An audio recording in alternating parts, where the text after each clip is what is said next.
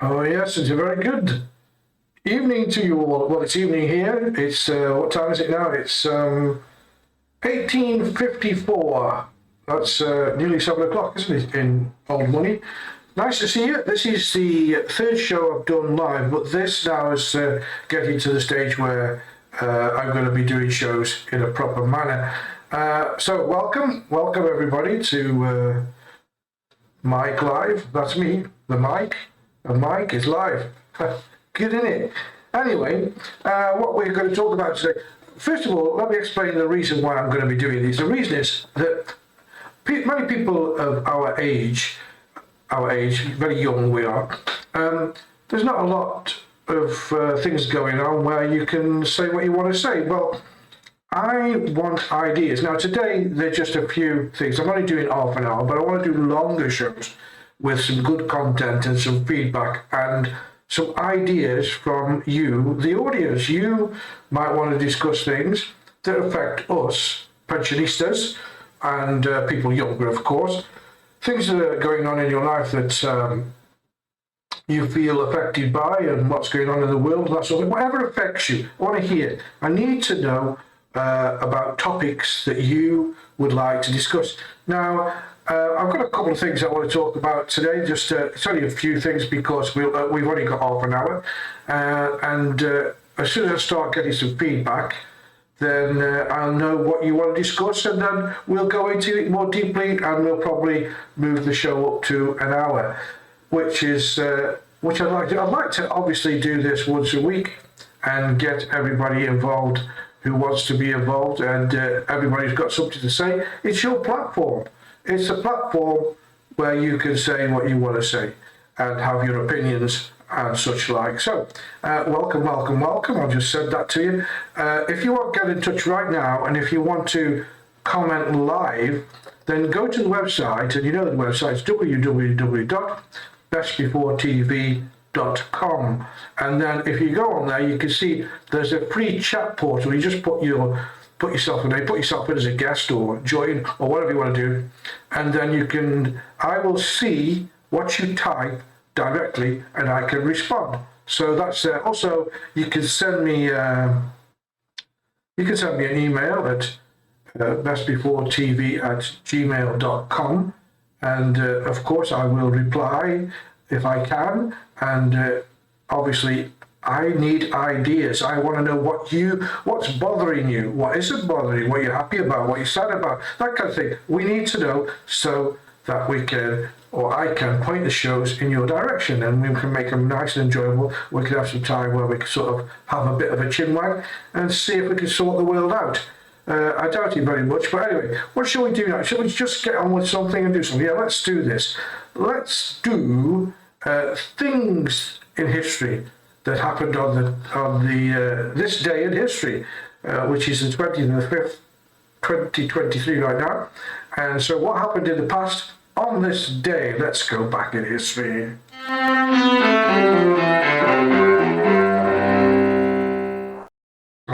So there we go. What went on? Let's go first to 1932. Yes, 1932. American aviator Amelia, I nearly said it wrong then, Amelia Earhart, is that you say, became the first woman to pilot an aeroplane solo across the Atlantic Ocean. That was on the 20th of May, 1932. Actually, a couple of years later, 1934, Bonnie and Clyde, notorious American outlaws, were killed in a police shootout near to Gippsland in Louisiana. You know, I always trouble saying Louisiana. What do you have trouble saying? Keep it clean. And also, let's see, this is good. In 1980, and it's that long ago, I can't believe that what I'm going to say now is that long ago. 1980, the horror horror classic The Shining, which is Stanley Kubrick's film, adaptation of Stephen King's 1977 novel, was released in theatres, and it starred, as you know, Jack Nicholson and Shelley Duvall, and that was right away back there in 1980. Gone quick at it, and it still gives me the willies when I watch that film. It's a bit scary, isn't it? And what else? Oh yes, 1992. On this day, the 20th of May, the American comedian Johnny Carson, he was considered actually by many to be the king of the late night television show. You know, the late night talk shows. He was supposed to be the man. Anyway, he made his final appearance as the host of the show, of the Tonight Show, and in 1992, way back. Okay, and just to bring you a little, see, because I'm hip. Sometimes I'm hip, sometimes not. Do you like a shiny head? We haven't got any makeup and stuff, you know. I think you're supposed to put makeup on your head to stop it shining. Anyway, we're old. We can dribble down here if we want. I keep digressing, I always do it. 2000, the American rapper Eminem released the Marshall Mathers LP, which became the fastest selling album in history of rap. Oh, what's that one you said? You Slip Sadie, what of that one? Yeah, that one. I don't know if that was on it. Anyway, let's look at some people who have birthdays on today's date, shall we? 1946, who am I going to say? American singer, songwriter, actress, producer, director, Cher. Oh yes, 1946 she was born, and it's her birthday today. And also Joe Cocker, 1944. He was born, Joe Cocker, English singer-songwriter, just in case you didn't know. And sadly, who died today? Well, it wasn't me, I'm still here. 1506, on the 20th of May, Christopher Columbus, the Italian explorer who discovered the Americas, he died. Yes, he did. And in 2000, here's one for all you ladies out there. You've probably read her books. In 2000, British author Dame Barbara Cartland, who wrote more than 700 books, mostly formulaic of kind of novels of the romantic 19th century stuff. And she died at the age of 98. So, writing must be good for you. Is it better than drinking? I don't know. I don't drink. Do you drink? Okay. And finally, sadly, 2012, Robin Gibb. Yes, English singer, songwriter. Well, I was going to do the voice, but I'm not going to do it. Yeah. Okay. So there you go. There's a few things to be going on with. And as I said, the reason for doing this right now is to get people involved, get people who would like to have their say. I'm still working on software where I can actually bring you on if you've got a webcam, and you can sort of talk to me on the cam sort of thing, and we go out live, as you know. Right, where are we at? We are at it's just got 1 minute past 7 right now, so we'll be doing a few more other bits and pieces, but again, I would like you to get in touch with me if you can. Now, let's see who's in the news, and I think you love this. You probably all heard it already, but baby on the way. Yes, Boris Johnson's wife, Carrie, is pregnant with their third child.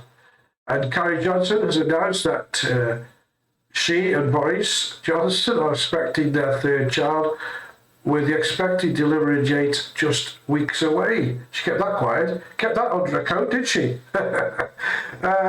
Johnson announced on Instagram she was 8 months pregnant, saying the baby would arrive in just a few weeks.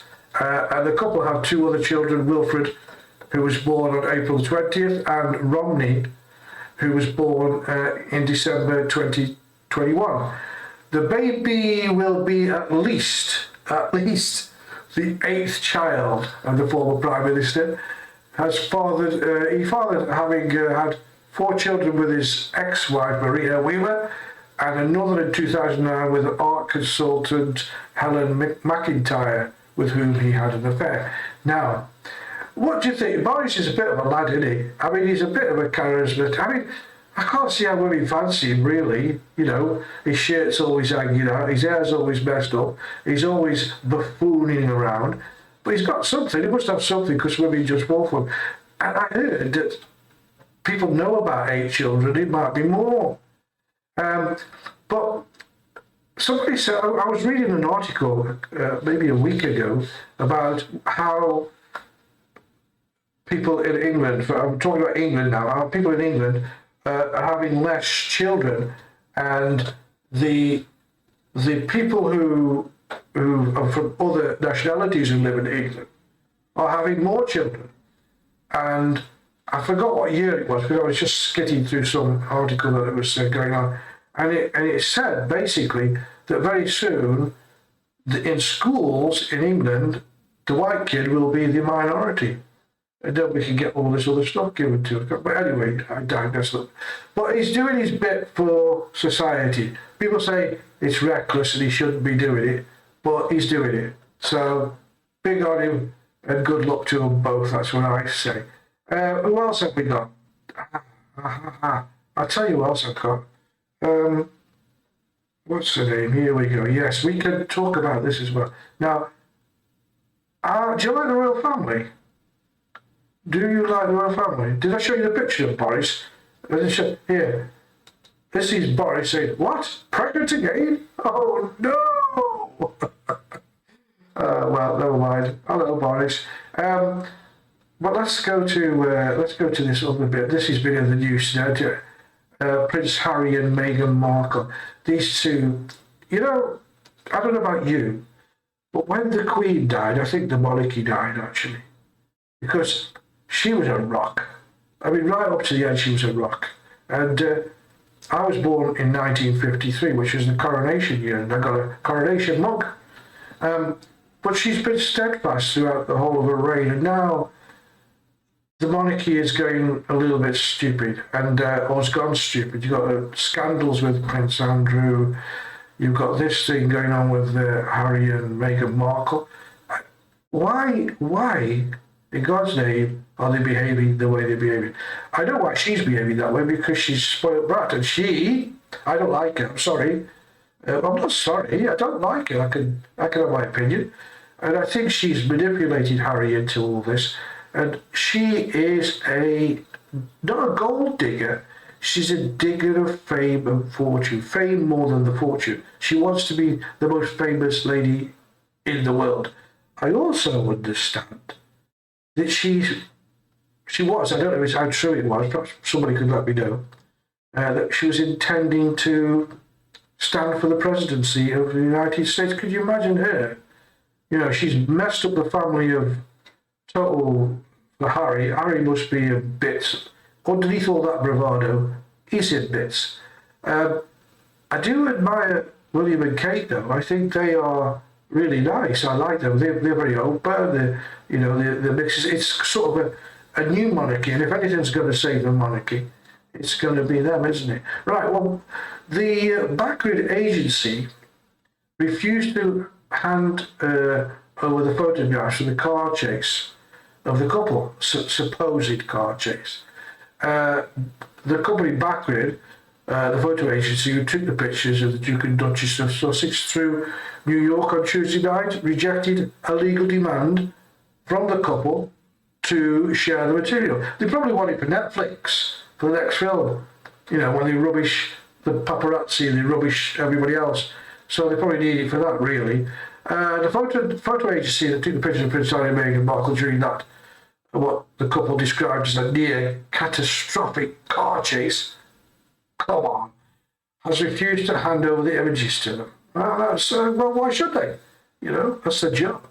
Backgrid is a Californian-based entertainment picture agency, has said they rejected a legal demand from the royal couple to share the material taken in New York on Tuesday night. Good on them. Good, that's what I say, good on them. Why should they? The Duke and Duchess of Sussex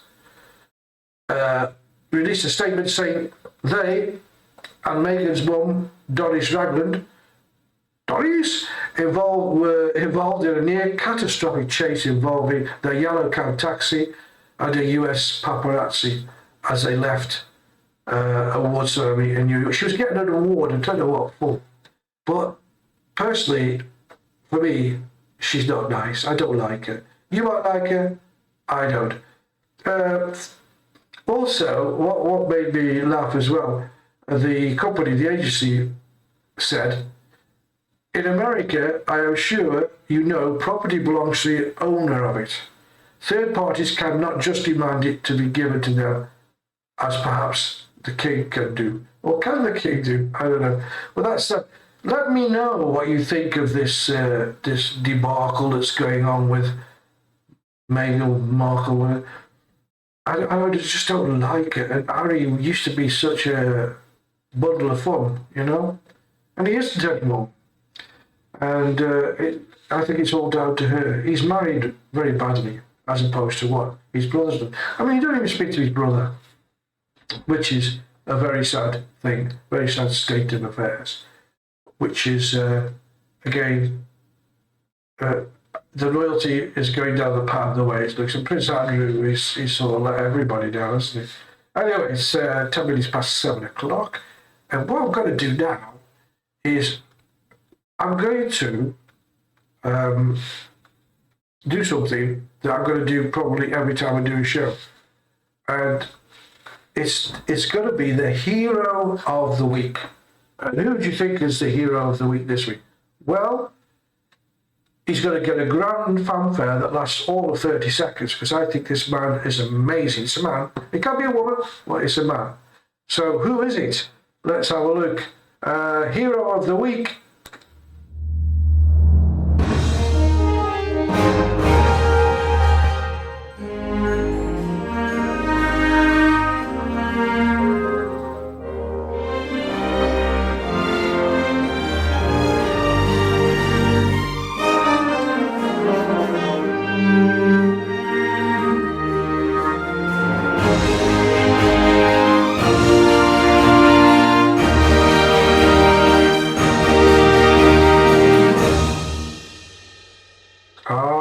Yes, there we go. Lord Bamford. Yes, why do you think it's Lord Bamford? I'll tell you why, Lord Bamford. I'm fed up with people and the governments pushing all these electric EVs, the cars that do pollute the earth. I've done a little video. If you look on the website, look on the old Git page, because I double up as the old Git, you'll see one about electric cars versus hydrogen cars. And Lord Bamford said, giant leap forward for JCB and the rest of them, because what he's done is his goal is to reduce emissions. And the hydrogen engine he's just installed one in a truck is the same that he's already using to power prototype JCB machines. You know, the backhoe type things with hydrogen engines. Right now, it's no reason why these cars can't be used on the road with hydrogen. It's less pollutant. Overall, it pollutes less. In fact, I know this, the exhaust or the byproduct of a hydrogen car is water. And believe me, they say the water is so pure that you can drink it. I don't think I would drink it, but there you go. Now, JCB and Lord Bamford's firm, if you're not familiar with it, they make all these big dumper trucks and all the, you know, backhoes and JCBs, things what you wanted when you were a kid. Has already manufactured 50 hydrogen internal combustion engines in a project involving 150 engineers, and they now power prototype JCBs, the backhoe, you know what I mean, loaders, and load all telescopic handling machines.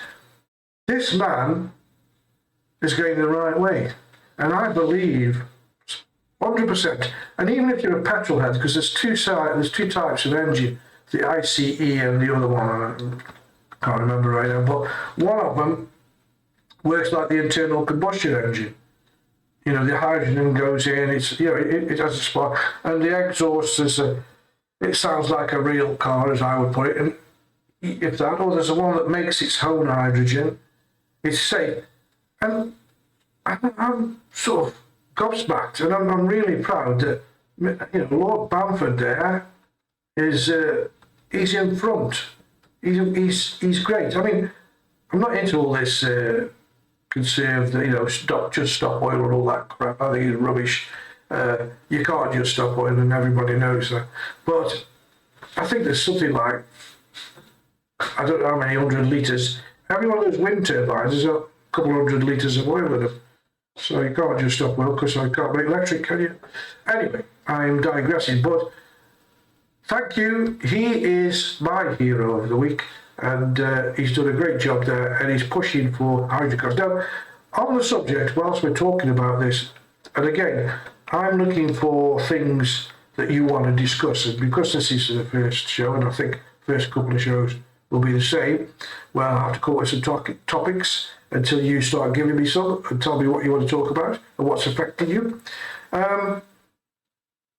Already in I think in California somewhere, or somewhere in America, there's already 15,000 of these hydrogen cars running around, and also in Germany.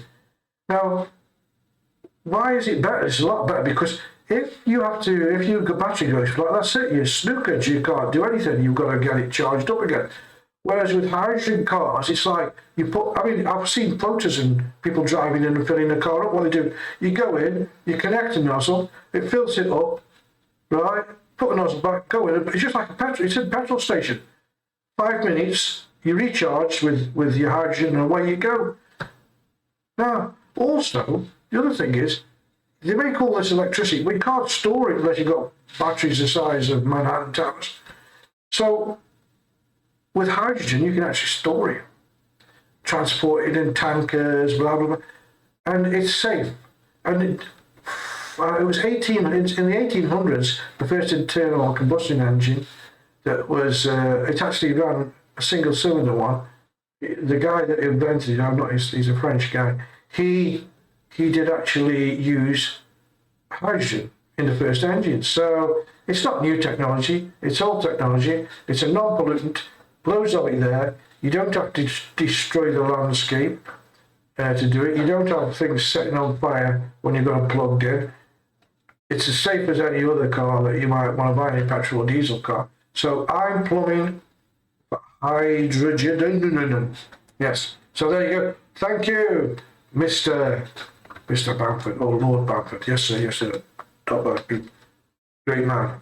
Now, what else have we got going on? Yes. Just to remind you that this is only going to be for half an hour, this particular program, because I need topics, and then I will probably move it up to an hour. But I want this to be your program. It's Mike Live. I'm Mike, and the mic is live, and we can discuss any topic, any subject that happens to be worrying you, or getting on your nerves, or not getting on your nerves, or something. You might have information that we need. You might have something spectacular that we want to hear about. So we do. So don't forget, you go to, first of all, you can send me an email at www. No, that's the website, sorry. Send me a Twitter. That's it. At best before tea.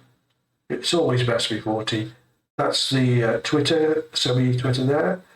And also, you can go to the website, www.bestbeforetv.com, and you can go onto the live chat there and leave me a message on there, or even chat to me as Barry. Barry's not chatting to me, but he left me a message. And also Florida Man, that chose one of the new series that we just brought. Thank you, Florida Man. Going to mention you because it's a good series, that.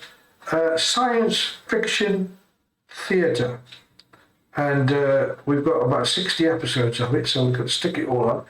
And it was Florida Man that put me onto it. So you could do the same.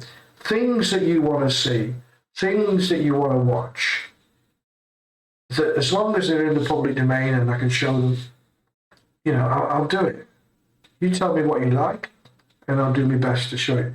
And I don't want any of them ones that somebody sent me that I said, so, you know, what would you like to watch? Somebody sent me a email saying, Debbie Does Dallas. I said, no, not that kind of films, proper films. That was also another comment that somebody made. I shouldn't remember the names of the people who say this, and especially the one who said the Dallas thing, because that way I would have shamed him, named and shamed him. The films that were done in the between 1930s and the end of the 50s, they were great films with good stories. They had to be good actors as well. There were some great actors, and there was no grotesque violence, although people got shot and they used to go, oh, but no blood. Fantastic. But the stories were good. You could follow the film, but they were great. And I don't think we get that now. It's all over the top stuff like everything else now. And they were very nice films.